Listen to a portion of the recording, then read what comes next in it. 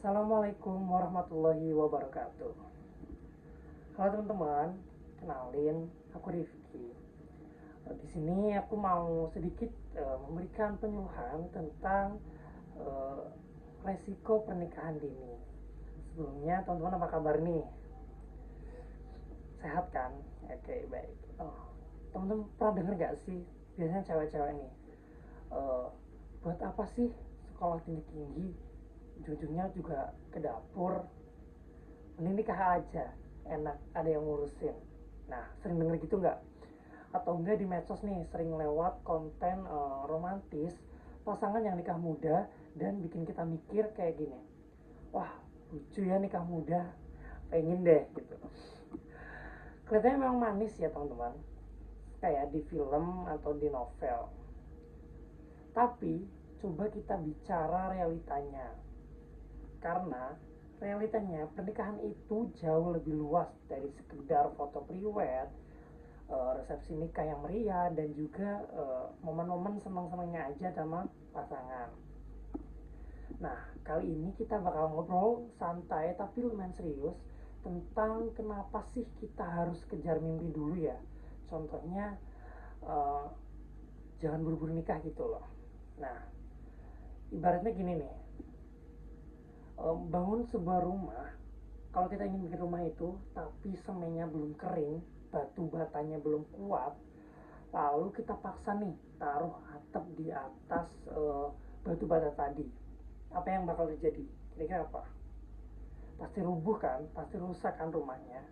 Nah, begitu juga dengan tubuh manusia. Contohnya tubuh perempuan ya, di sini kita bahas.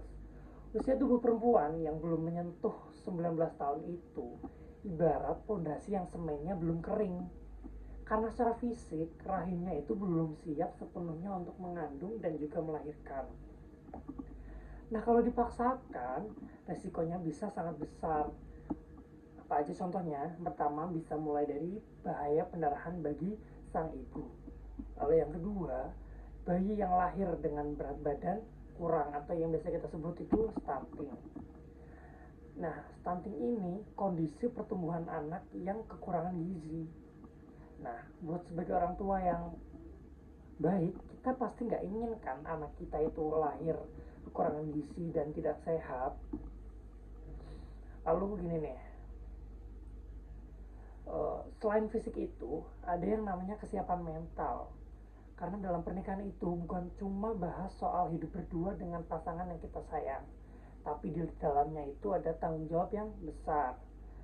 Coba dibayangkan nih, di usia belasan, emosi kita itu kadang masih naik turun kan, apalagi remaja. Kadang kalau ada putus cinta atau ribut sama temen aja, gaulnya itu bisa berhari-hari. Nah, coba bayangkan di usia itu yang kalian masih labil, harus memikirkan bagaimana cara mengurus rumah, bagaimana nanti kalau anak nangis-nangis di tengah malam padahal kita udah ngantuk, belum lagi mikirin uang untuk beli susu, token listrik, dan beras untuk makan kita sehari-hari. Nah, kadang salahnya tuh di sini nih. Banyak pasangan muda yang mikirnya tuh seneng-senengnya aja, kayak wah kita hidup sama pacar kita untuk secara halal gitu ya. Padahal banyak pasangan yang nikah muda justru kaget di masalah-masalah tadi. Mereka belum punya penghasilan yang tetap, emosinya masih labil, dan akhirnya setiap ada masalah kecil tersebut mereka memilih untuk bertengkar karena belum bisa menyelesaikannya dengan kepala dingin. Nah, hal itu kan sangat disayangkan ya. Cita-cita uh, yang niatnya mau hidup bahagia justru malah banyak masalah. Nah, itu kan sangat disayangkan.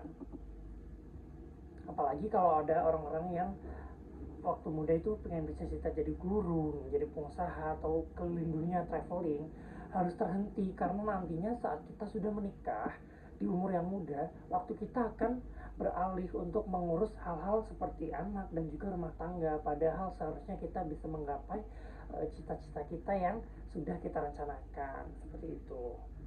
Nah, jadi apa yang bisa kita lakukan untuk mencegah pernikahan dini ini? Yang pertama itu kita harus menyibukkan diri dengan hal yang positif. Contohnya, kita harus fokus mengejar pendidikan yang setinggi-tingginya. Nah, terus bisa juga kita cari hobi baru daripada berpacaran dan buang-buang waktu dan bikin kita ingin cepet-cepet nikah. Mending kita uh, sekolah yang tinggi, cari hobi baru, ikut organisasi di sekolah ataupun di kampus, terus traveling, berteman dengan banyak orang, dan gali potensi diri kalian masing-masing. Nah, karena semua hal itu bisa dilakukan secara optimal kalau kita masih single.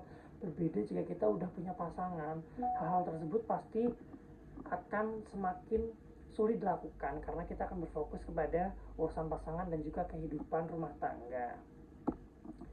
Nah, jadi mending kita menikmati lah masa muda kita dulu untuk berkembang.